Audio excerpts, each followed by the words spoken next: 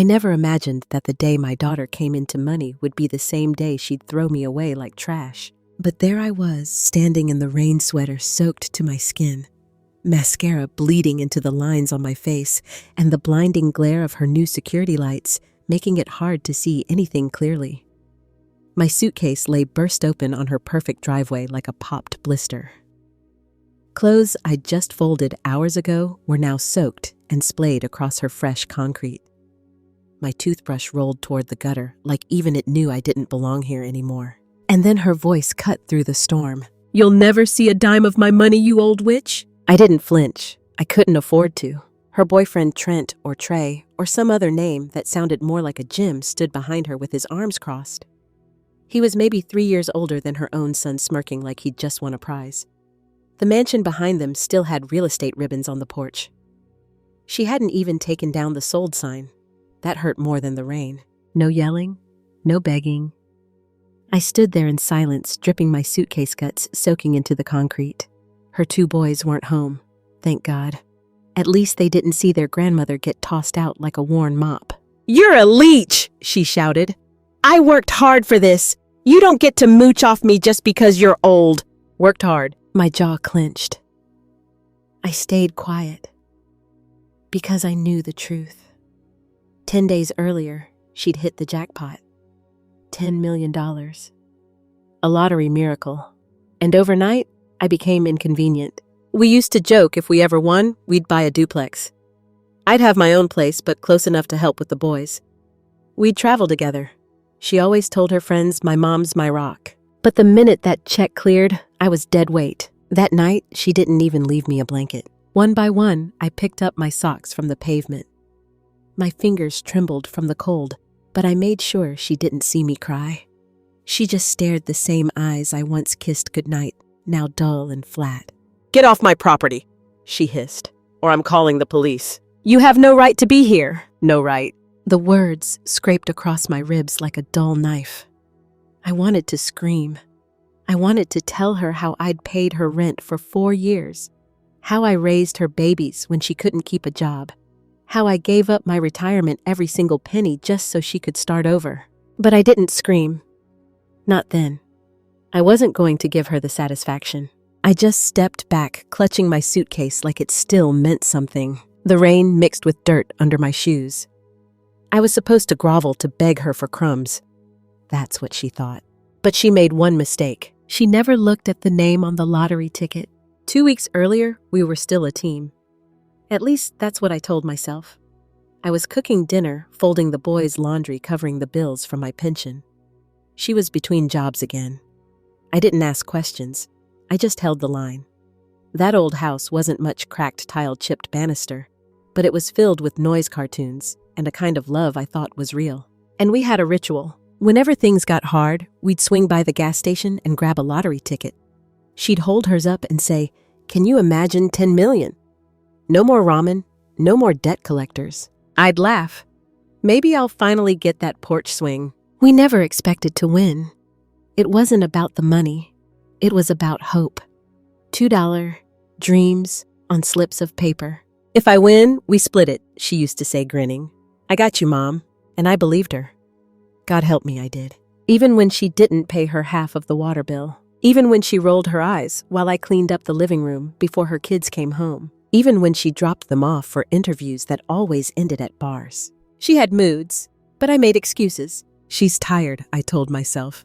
She's trying, because that's what mothers do. We cushion the blows.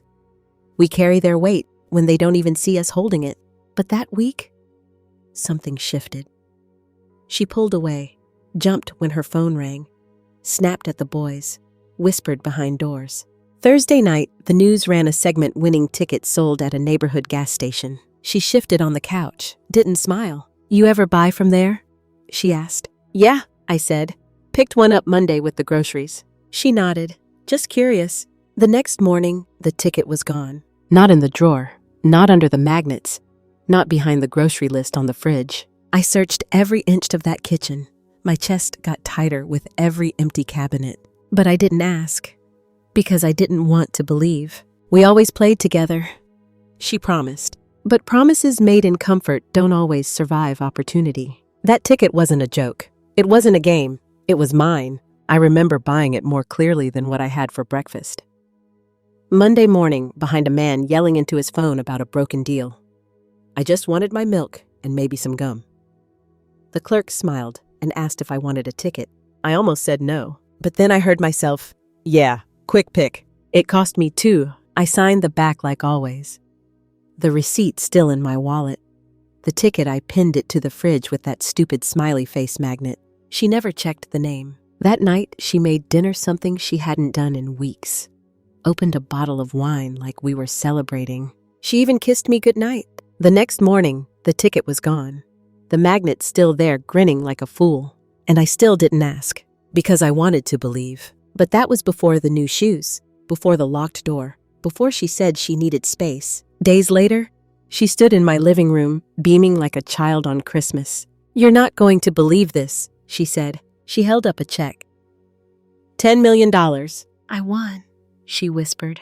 "I actually won." I didn't scream. I didn't cry. I just looked at her, my daughter grinning, like she'd unlocked the gates of heaven, and that's when I knew. She was lying. To my face, with no flinch, no shame. She never bought lottery tickets, hated the lines, never carried cash, loathed small talk with clerks. She never even kept spare change in her purse, let alone spent $2 on something she considered a waste. Yet somehow she was holding a $10 million check. "Wow," I said, forcing a smile. "That's incredible." She hugged me hard. I went stiff. I couldn't bring myself to hug her back. "We're finally getting out of this place," she whispered. "We're going to have the life we always talked about." But I already knew that we had an expiration date. She never looked at me like she meant it. Her words were too polished, too eager. I'd heard her rehearse those lines in the mirror when she used to apply for jobs she didn't want. I had a gut feeling I couldn't shake. She took my ticket, and she had no idea what she'd really stolen. 3 days later, she was gone. Not a goodbye, not a note, just gone. Her toothbrush was missing, the closet half empty, no car in the driveway. I would have thought she was out on errands if it weren't for Mr. Collins next door. He stood at the fence with his ever-present cigarette dangling between his fingers. "Saw a moving truck pull up early this morning," he said. "Thought you were the one leaving." My heart dropped. Moving truck? Yeah, U-Haul. About 5 a.m. 2 guys loaded boxes while she gave orders in heels and a silk robe. Looked like she was heading to Hollywood. I blinked, stunned. I didn't even hear it. He shrugged, exhaled smoke. "Guess you were busy." I had been. In the backyard, pulling weeds, like a fool. While my daughter slipped out like a thief in the night. She didn't leave. She escaped. That word stuck with me. Like I was some prison she finally broke free from. I walked back into the house. The kitchen was cold. Her mug, my gift from her college graduation, was gone. The one that said, "Strong women raise strong daughters." It used to sit beside mine every morning.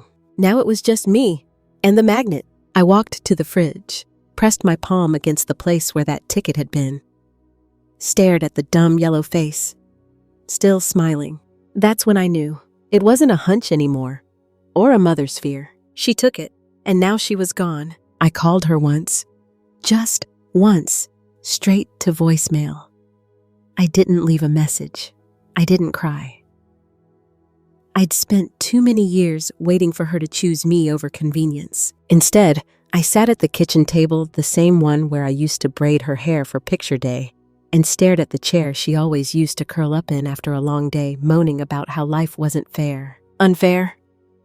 That word echoed in my ears like an insult. I remembered the time I held her hand through childbirth, the time I paid off her credit card debt without telling her, the time I canceled a trip to visit my dying friend so I could watch her kids while she recalibrated in Arizona. Now she was in a mansion bought with my money, bought with a ticket she stole off my refrigerator door. She called it a blessing, a miracle. She forgot one thing. The name? She never once flipped it over. Never bothered to check who signed it. And that tiny act of arrogance, that would be her undoing. Because I wasn't the same woman who used to wipe away her tears and tell her everything would be okay. No. I was the woman who signed that ticket, and I was done being quiet. She was gone, yes, but not invisible. Not to me. She documented everything, couldn't help herself. Her win became a brand. She flaunted it like a badge of honor across every social platform. Instagram, Facebook, even Twitter. From broke to boss, she wrote. From broke to thief, I thought. Her smile was wide, her legs crossed on the steps of a marble White House. There was champagne in her hand, Versace heels on her feet, and not a single trace of her old life in sight. Especially not me. She erased me. No thank you. No, we did it. No mention of the house we shared, where I raised her and helped raise her children. Where I held her together when she was falling apart. I became a ghost in her fairy tale. But mothers notice, even when they pretend not to. Her social media status changed from looking for opportunities to private investor. She tagged a luxury real estate agent in a post that said starting fresh, boasting about $10,000 shopping trips while my grandsons appeared in the background unattended, running through high-end restaurants like it was a playground. And the nanny? Some influencer wannabe who couldn't even spell their names right in captions. But the worst part wasn't what she showed. It was what she stopped showing. Fewer pictures of the boys, then none. I knew what that meant. She was too busy, too distracted, too obsessed with her own shine to protect the only people who really mattered. That's when I opened the drawer, the old one, tucked beneath my sewing kit. Inside was a folder, a mess of receipts, grocery lists, birthday cards, and a photo of the ticket. The day I bought it, I took a picture, just for fun, just because I was bored and thought maybe I'd frame it someday as a joke. There it was, blurry but legible. Date, time, location, numbers. Mine. I printed it out, slipped it into my coat pocket. She may have walked out on me, but I was about to walk right back into the truth. And this time, I wouldn't be the one erased. I didn't go to her. Not yet. I went to the gas station. Same one I'd been visiting for 15 years. The place I bought milk, paid bills at the kiosk, grabbed canned beans when money was tight. I knew the floors better than the back of my hand. And the man behind the counter, he knew me too. Miss Joni? Ben grinned, straightening behind the register as I stepped through the door. Long time no see. Thought maybe you ran off and left us for Florida. I smiled, but it felt like someone had tugged the corners of my mouth with wire. Ben, I said softly, leaning a little on the counter. I need your help. His brows furrowed.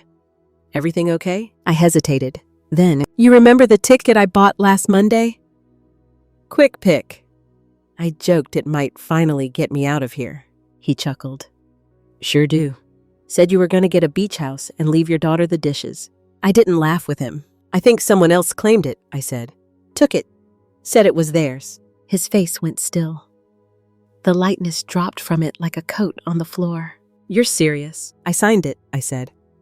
I always sign my tickets, right on the back. And now she's saying she bought it. He blinked hard. You're saying that was the winning ticket? I nodded, trying to keep my breathing steady. He didn't even hesitate. I can check the footage, he said. We saved 2 weeks' worth, and Monday wasn't that long ago. 10 minutes later, I was in the back room. The monitor was small. The footage, grainy, but there I was. Gray roots tucked under my knit cap. Red coat, buttoned wrong, as always, handing over a bill. Then Ben handed something back. A slip. I watched myself pull out a pen from my purse. My shaky hand scribbled something on the back of the ticket. My name. I hadn't even remembered doing that until I saw it. Proof. Real. Irrefutable. Mine. I covered my mouth with my hand. My chest felt too small for the breath I held in. Ben, I whispered, can I record this? He hesitated. Looked at me, then the screen. Then nodded. Go ahead. I pulled out my phone. Hit record. No words. Just evidence. Later that day, I called the state lottery office. A woman answered. Her voice was warm, but clipped professional. I told her everything. When I bought it. Where. That I signed it. That I had video proof and a photo of the numbers. That I'd seen someone else falsely claim it. She paused. Then she said, We'll need you to send over everything you have. If your name is on the back and the footage lines up, the payout can be challenged. Can you freeze it? I asked, my voice steady. The funds. She took a breath. Once the investigation is formally opened, yes. I thanked her. Then I hung up, and I sat there in the quiet of my kitchen. The one she once mocked for being so 1992. The one with the linoleum floor I'd scrubbed down on my knees after her first divorce. For the first time in a long time, I let myself breathe. I didn't call her. I didn't text. Let her keep drinking champagne in her rented mansion. Let her twirl in her luxury robes and pose with her pearls. While she was flaunting a fantasy, I was building a case. Not for revenge, for dignity. Because she'd called me a leech, a witch. Because she'd thrown my suitcase onto the concrete like I was some flea-ridden mutt scratching up her new floors. But what she didn't know, I had the receipt, and it was signed in ink, and she had no idea what was coming. Not yet. She'd been busy. Too busy counting likes and collecting designer shoes to notice that the woman she abandoned was waking up. Her social media turned into a showroom. Every day, it was a new post, clinking glasses, shopping bags draped on her arms like trophies. Spent $10K today, felt cute, might do it again. And then it happened. She started talking about me. Subtly at first. A post about cutting out toxic people. Then a photo of her toasting with old friends.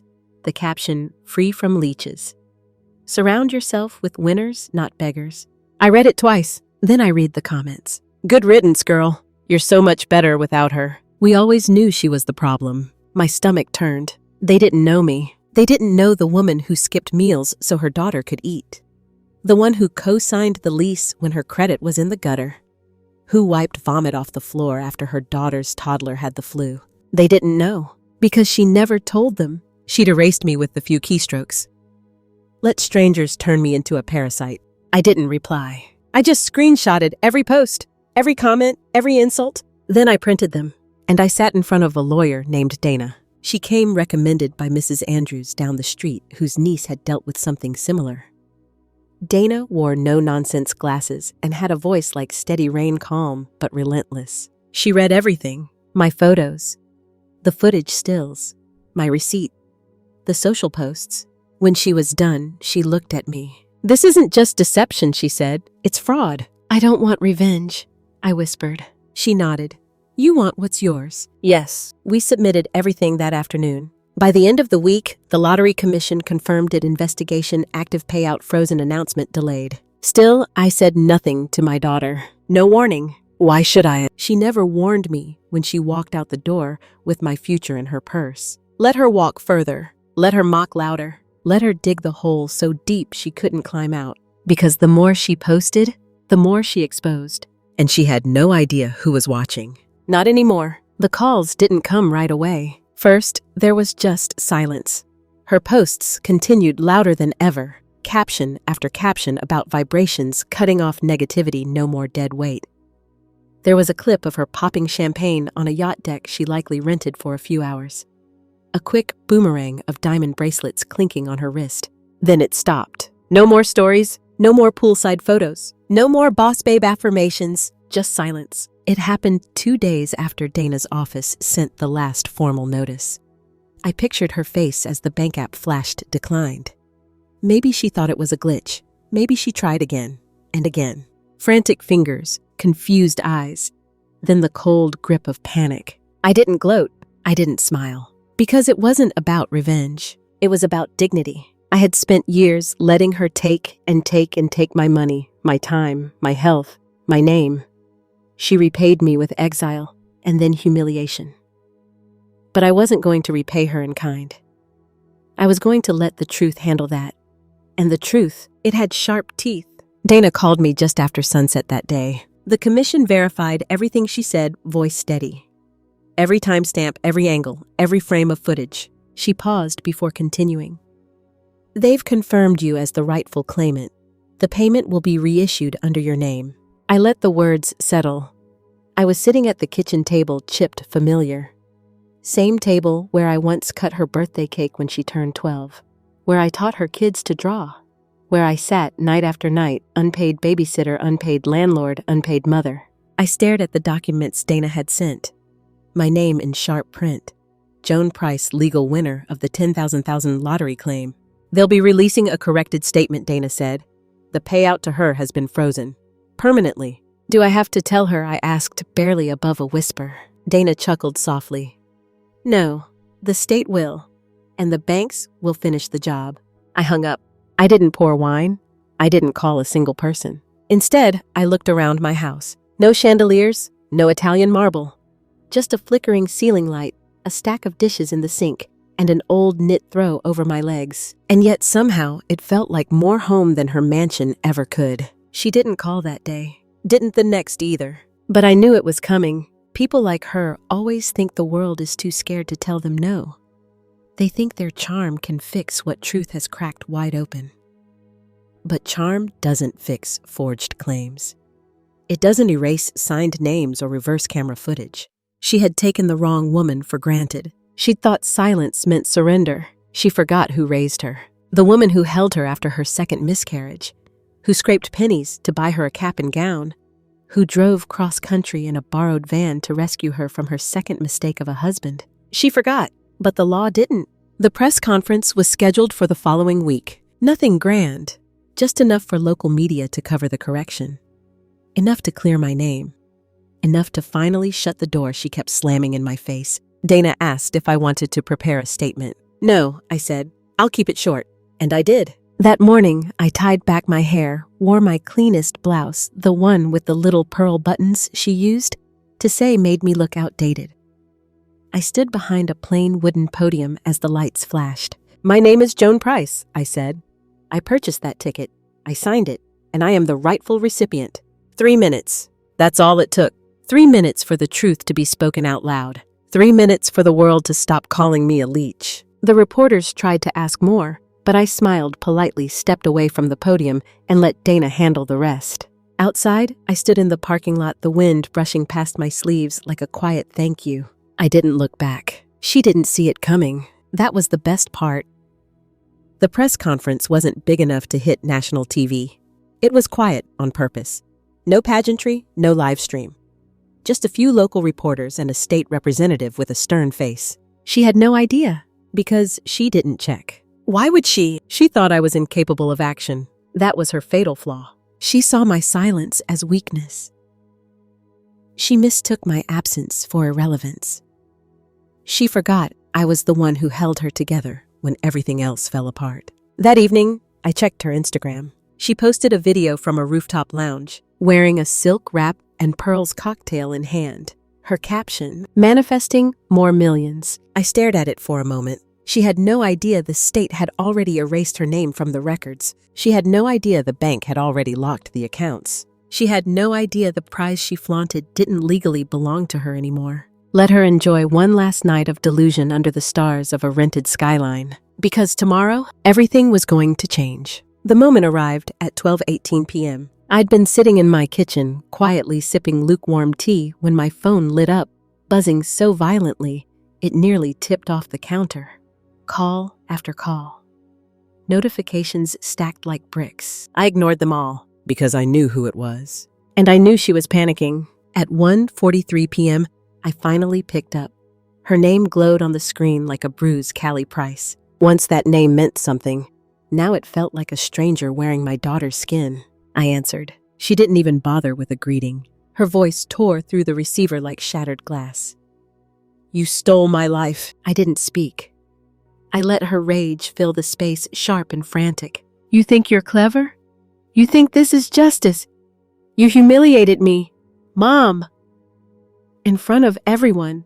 What am I supposed to do now?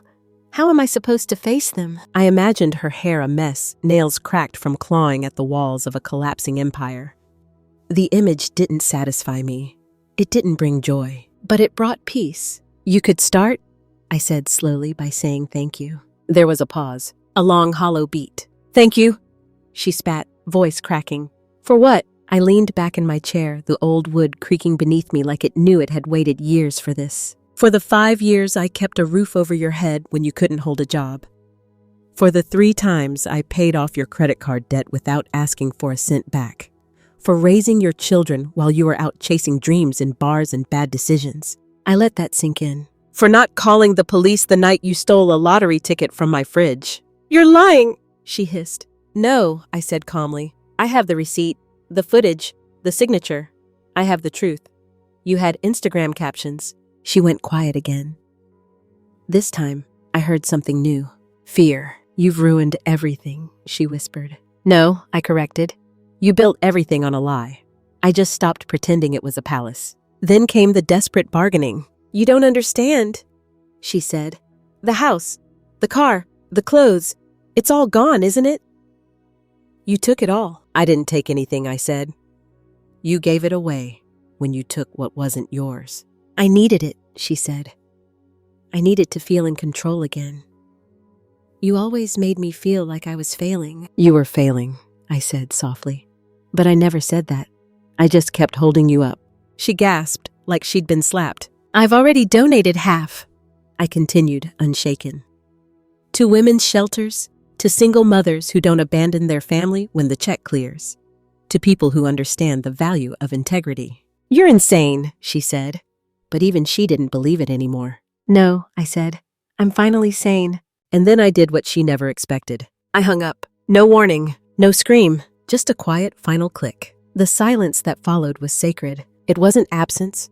It wasn't loneliness. It was peace. For the first time in years, I wasn't someone's backup plan. I wasn't a placeholder for their ambition. I wasn't a shadow dragging their legacy uphill. I was just me, whole, quiet, free. And when I looked out the kitchen window, the sun was breaking through the clouds like it had been waiting for me to see it again. 3 days later, she showed up. No call, no apology. Just a frantic knock on the door like she still owned the rhythm of this house. I didn't open it right away. I watched her through the window.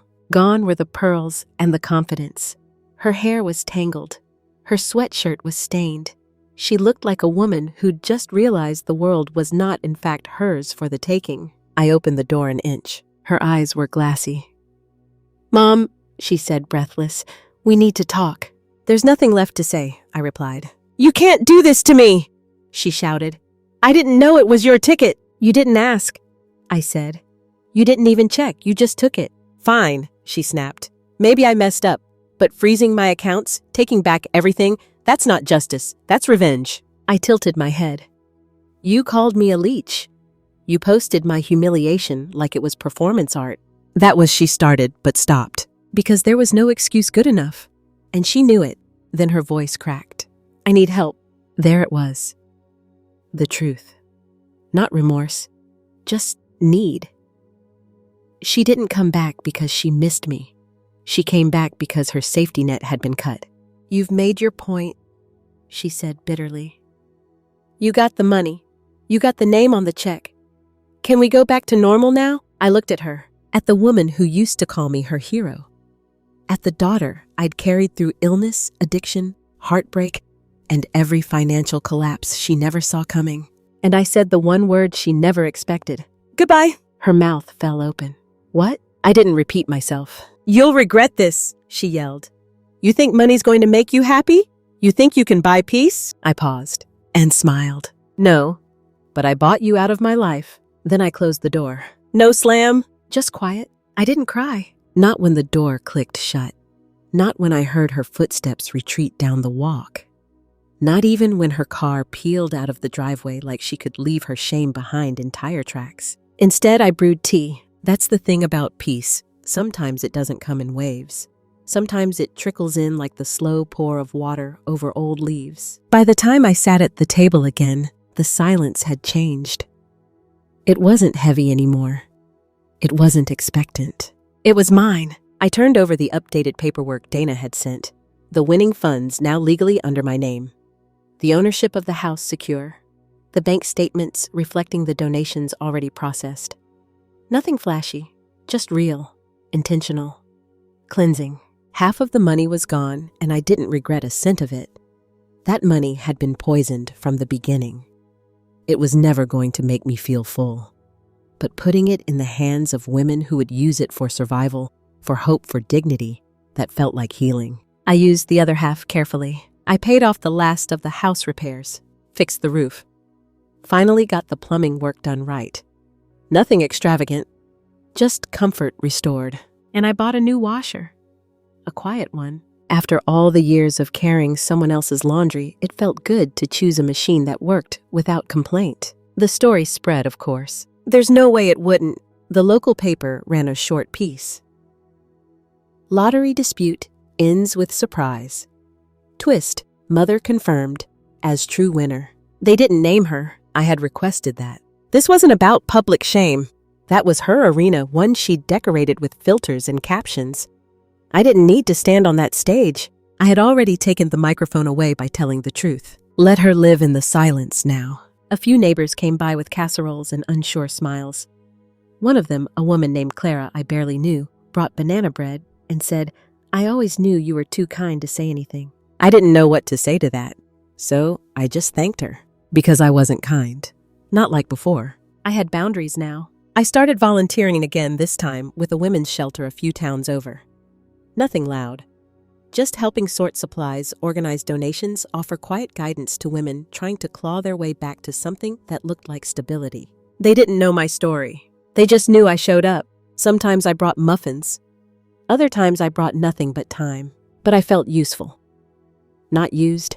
And that was the difference. About a week later, I got a letter. No return address.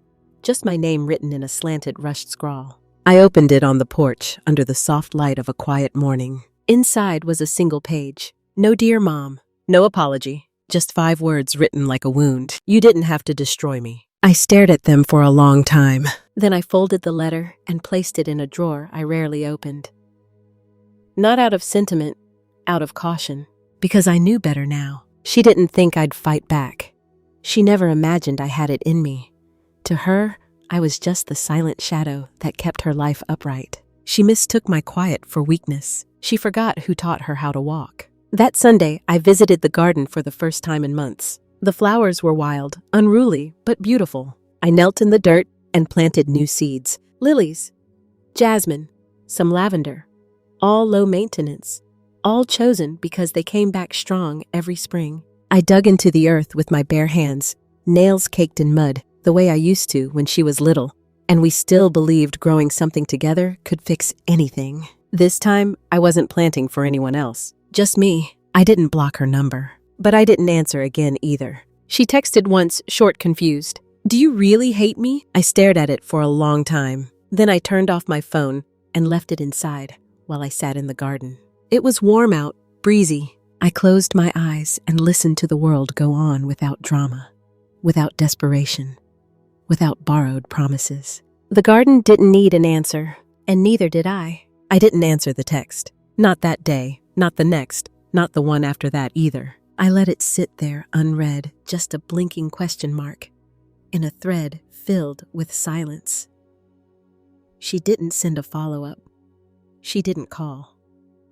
Maybe because she knew there was no version of "I'm sorry" that would make this right. Or maybe because deep down she didn't think she did anything wrong. That's what stung most. Not the money, not the lies, not even the betrayal. It was the entitlement. The way she twisted my love into a debt she never planned to repay. The way she rewrote our history like I'd never been anything but in her way. For years, I had blamed myself. For her mistakes, her missteps, her moods. I thought if I had been a little more patient, a little less tired, a little more forgiving, maybe she'd have turned out kinder, wiser. But I know now love doesn't always save people. Sometimes they drown you with it. I started reading again. Real books, not just articles on parenting or how to stretch groceries until payday.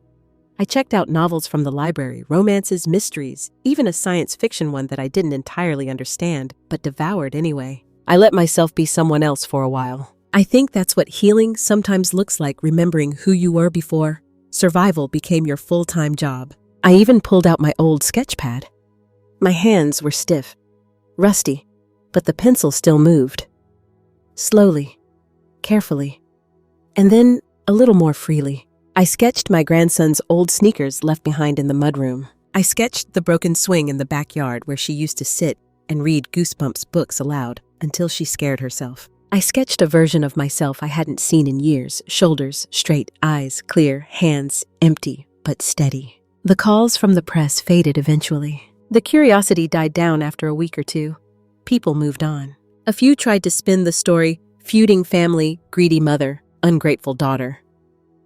I didn't read any of them. Dana told me not to, and I listened. because I didn't owe anyone an explanation, just the truth. And I'd already told it. Around the end of this month, I bumped into Frank, the neighbor with the cigarette and the habit of saying too much. He was standing by the fence with a bag of birdseed. "She really left, huh?" he said, nodding toward the house that used to echo with the sounds of chaos and cartoons. "Looks like it," I said. He watched me for a moment. Then he said, "For what it's worth, you look lighter, like a balloon someone finally let go." I smiled. "I feel that way too." He tipped his head in something like respect, then shuffled off with his birdseed. A letter arrived the next week, this time not from her. It was from the state. Final confirmation. The transfer of funds was complete. The legal ownership of the lottery ticket was mine. Irrevocable. There was a note from a woman named Clara attached, someone from the office who had quietly rooted for me from the sidelines. "For what you've endured, and for standing in your truth when most would have walked away. Congratulations, Ms. Markham." I set the letter down. I didn't cry. I made soup. A real pot of soup, not something from a can. Chopped vegetables, fresh thyme from the garden, a dash of something warm and healing. Because I deserved it. That night, I made a list. Not of regrets, of dreams. A small greenhouse. A trip to Maine in the fall. A writing class at the community college. A donation to the shelter in honor of the woman I once was. A porch swing, finally. I folded the list and put it beside the checkbook. Not to spend, but to remember. Because the money wasn't the victory. The clarity was. A week passed. Then two. No new messages. No more knocks on the door. The world was still. The house quiet. And me, I was learning what it meant to rest. To walk through a home that didn't feel like a battleground. To hear my own thoughts without fear. They'd be drowned out by her shouting, or the door slamming, or 1,000 small wounds disguised as sighs. On a Sunday morning, I walked to the mailbox and found a postcard wedged between bills and coupons. It was from her. A photo of some beach in Florida. On the back, just 4 words in rushed handwriting. "Still can't believe you." No apology, no accountability. Just disbelief that I'd done it, that I'd said no, that I'd walked away and never looked back. I tucked the postcard into the fireplace and let the flames take it. Then I went outside and planted lavender. Because some things are meant to bloom and others to burn. By early spring, the garden had started to wake. It was subtle at first, the kind of change you don't notice unless you've lived through enough winters. The soil thawed, the robins returned, the daffodils pushed up from the earth like shy survivors. I spent hours outside pruning, planting, pulling weeds that had grown while I wasn't looking. There was something sacred in it, something defiant. Healing, yes, but also reclamation. Because for so long, I'd been the one tending to someone else's mess. Now I got to choose what stayed and what was rooted out. I pulled out a withered rose bush. It had been hers, planted the year she turned 16. She said it reminded her of something from a fairy tale. I dug it up carefully, gently, and placed it in a compost bin. Some things aren't meant to be revived. Dana stopped by with updates. "They've dropped the countersuit," she said, sipping coffee on my porch. "No more appeals. They can't afford it." I didn't smile, not exactly, but I let the words settle. "What happens now?" I asked. Dana tilted her head, considering.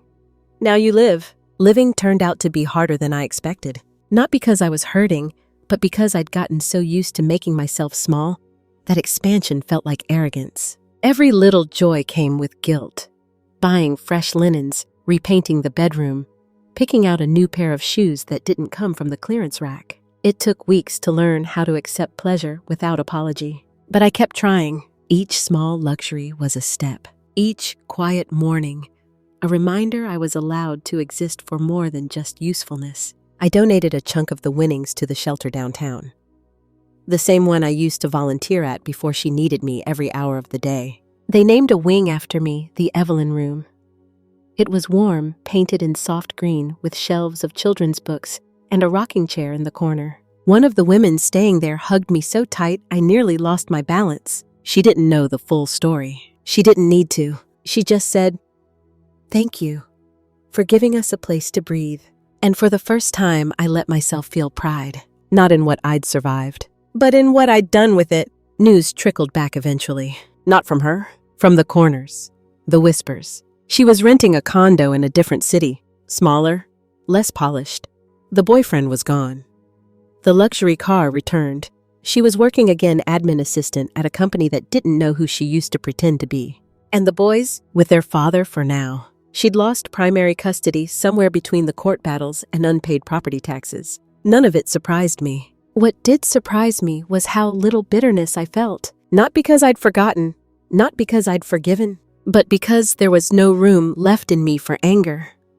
Not when I'd filled the hollow places with lavender and fresh-baked bread and the sound of my own breathing. A letter arrived in mid-April. Not handwritten this time, typed, formal, her name at the bottom. A signature that once sat on birthday cards and permission slips now reduced to something cold. It said, "I'd like to talk. Not about the money, just to talk. If you're willing." There was no apology, no recognition of what she'd done. Just a sentence, "If you're willing." I didn't respond right away. I folded the letter once, then twice, and slipped it into the drawer beside my passport and the deed to the house. Things that mattered. Things I'd earned. Then I went out back and watered the garden. The basil was thriving. The peonies hadn't bloomed yet, but the leaves were full and brave. The wind smelled like spring, like growth, like rain, like a future I hadn't dared plan for until now. She wrote again 2 weeks later. A single line. "I understand if you can't." That one I didn't put in a drawer. I burned it in the fireplace beside the postcard from Florida. Because understanding doesn't mean ownership. And regret is not the same as responsibility. One morning, I walked to the farmer's market in town. I wore a scarf she once called "too old lady," and I wore it proudly. I bought tulips. I bought honey from a man named Carter who asked if I lived nearby. I said yes. Yes, I do. And I smiled like I meant it. Back home, I wrote a letter of my own. Not to her, to myself. A list of everything I'd reclaimed. My name. My home. My peace, my silence, my voice, my spine. At the bottom, I signed it like a promise. Evelyn Markham, rightful winner. And for the first time, I believed it wasn't just about the lottery. I didn't hear from her again for nearly 6 months. No letters, no messages, no more knocking at my door. And for a long time, I didn't think I needed her to. But silence does strange things when you've spent your life trying to fill it. It can feel like a relief. Or it can echo. Some nights, I caught myself standing in the hallway outside the room where she used to sleep before it became storage, then a guest room, then nothing. I never stepped inside. I never touched the boxes. But I sometimes lingered wondering if the girl I raised ever lived there at all, or if I'd built her out of stories and softness just to survive her absence. Then one afternoon in late August, the phone rang again. It was my cousin Teresa. "Have you heard?" she asked without greeting. My stomach dipped. "Heard what?" "She's in rehab," she said, voice low like we were on a confessional line. "Checked in a week ago. Some clinic outside Denver." I sank into the nearest chair. "Rehab." "She told them she had a breakdown," Teresa added. "Said she lost everything. That she didn't know who to trust anymore." I didn't speak. "Evelyn," Teresa said gently. "Are you all right?" "No. Yes, I didn't know." I didn't write her. I didn't send flowers. I didn't post a vague quote on social media to mark the moment. Instead, I walked to the park. The same one I used to take her to when she was little, back when scraped knees were the biggest tragedies in our world. I sat on a bench by the duck pond and watched the water ripple with the breeze. She'd once thrown a whole sleeve of crackers into that pond. I'd laughed so hard I cried. And now here I was again crying, but not out of laughter. I was grieving a daughter who was still alive. Because what do you do when the child you raised disappears into a person you don't recognize and may never get back? A letter came a few weeks later. This one was handwritten. The paper was creased as if it had been rewritten a dozen times before it ever reached me. It said, "I don't know who I am without pretending to be more than I am. I used your love like scaffolding, then tore it down and called it mine. I don't remember why I did it. I just remember how it felt to be admired. I remember the silence after. I'm not asking for anything. I just wanted to say, I knew it was your ticket, and I'm sorry." That last line unraveled me, not because it fixed anything, but because it finally named what had been hovering in the dark between us. The truth. I didn't respond, not because I was angry, but because sometimes the only reply that makes sense is space and grace. Two things I hadn't always been given, but had finally learned to give myself. The money didn't change me, not really. I didn't buy a sports car or a new identity. I kept the same house. I still drank tea in the same chipped mug. I still used coupons not because I had to, but because old habits die softer than you'd think. But I did start building something new, a scholarship fund in my name, not in hers, not in ours, just mine, for single mothers putting themselves through school, for grandmothers raising children not their own, for women trying to rebuild after betrayal and brokenness, and everything in between.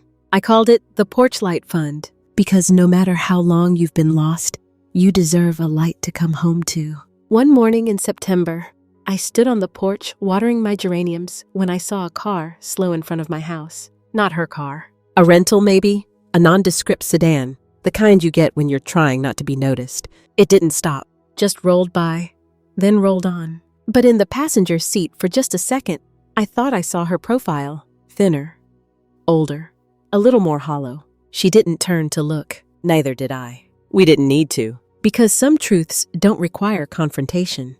They just need to be witnessed. That evening, I made a decision. I wrote a letter. Not to her. To the fund. To the women I would never meet. I wrote, "You do not have to earn love by staying quiet. You do not have to prove your worth by breaking yourself open for people who only come to feast. You are allowed to walk away. You are allowed to rest. And you are allowed to start again." I sealed the letter and placed it on the office desk of the nonprofit's director. Then I walked back to my car, started the engine, and didn't cry. Not because it didn't hurt, but because healing sometimes looks like letting someone else carry the torch forward while you sit in the quiet and let the past be what it was. That night, as the stars came out one by one, I stepped into my bedroom, changed into soft pajamas, and stood in front of the mirror. I touched the edge of my cheek. The lines there didn't scare me. They were maps, proof that I had lived, loved, survived, lost, and finally come home to myself. Fall arrived with a kind of quiet I hadn't known in decades. Not the absence of noise kind of quiet. No, that kind is easy. You can fake it with a pair of thick curtains and a turned-off phone.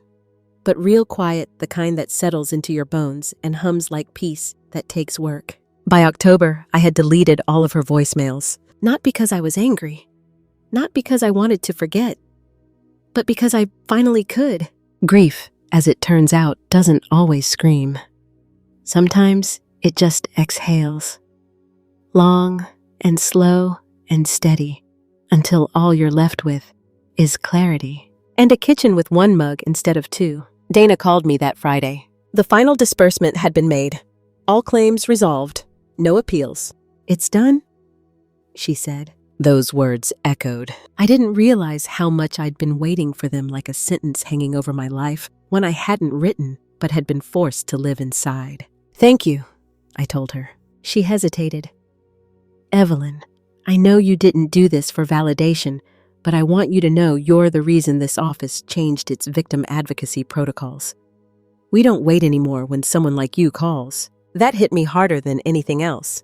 Not because I needed credit, but because someone else, some woman I'll never meet, will now have one fewer locked door to beat against when the world pretends not to see her pain. That was enough. The holidays came and went. The boys, my grandsons, I hadn't seen them since the day she disappeared behind marble gates. But then just before New Year's, a card arrived, postmarked from a town I didn't recognize. Inside was a picture of them. Not staged, not dressed up, just two kids at a park, smiling, messy. No note, no return address, just that photo and a single sentence on the back. "They still ask for you." I sat with that card for a long time. They still ask for you. I don't know if she sent it. Maybe a friend, maybe a sitter, maybe the boys themselves with help. But that night, I opened the keepsake chest I'd kept locked for years. Inside were drawings, old report cards, birthday cards with misspelled words and glitter in the corners. And I let myself hope just a little that one day they'd come back. Not to be saved, not to be spoiled, but to remember that someone had loved them without agenda, and always would. By February, the foundation had helped fund 9 women. 9, each with a different story. Some escaping abuse, some clawing out of poverty, some just trying to rebuild from the middle of their lives with nothing but grit and a half-broken car. They called me Ms. Markham at the meetings. I never corrected them. Let them think of me as something solid, steady. They didn't need to know that I still cried sometimes in the shower, or that I still flinched when someone said mother too quickly. The truth was, I didn't mind the ache. It meant I hadn't hardened completely. It meant the love I'd given hadn't rotted, it had just grown roots in a new direction. One evening, as the last of the winter sun slipped beneath the tree line, a familiar sound echoed in my hallway. A knock, gentle. I opened the door to find a girl, maybe 19, maybe 21, skinny as worry, eyes too big for her face. She held a folder. "Is this the Porchlight Foundation?" she asked. I nodded. She blinked back tears. "I don't need money. I need someone to believe me." I didn't ask for proof. I didn't need her to justify herself. Instead, I opened the door wider and said the words I had once wished someone would say to me. "You're safe now." I don't know what my daughter tells herself these days. Maybe that she was the victim. Maybe that I stole her dream. Or maybe, just maybe, she stopped spinning stories altogether and started facing the mirror. I hope so. I really do. Because redemption isn't something you buy, or steal, or demand. It's something you choose, day by day, truth by truth. And me, I choose peace, even when it's hard. Even when it means saying goodbye to a version of family that never really existed. Sometimes when I'm walking the garden path at dusk, I catch myself humming. A tune I don't recognize. Maybe something my mother once sang. Maybe just something my heart finally had space to make. And in those moments, I don't feel old. I feel whole. The kind of whole that doesn't need to be loud, or rich, or seen. The kind that simply is. Epilogue. A few months later, a letter arrived. No name on the envelope, just a single line on the paper inside. "Thank you for teaching me how to stand, even if it wasn't beside you." I folded it gently, placed it in the drawer next to the card from the boys. And then I poured a cup of tea, stepped onto the porch, and watched the world go quiet. Not because it was over, but because I had finally come home to myself. And that was more than enough.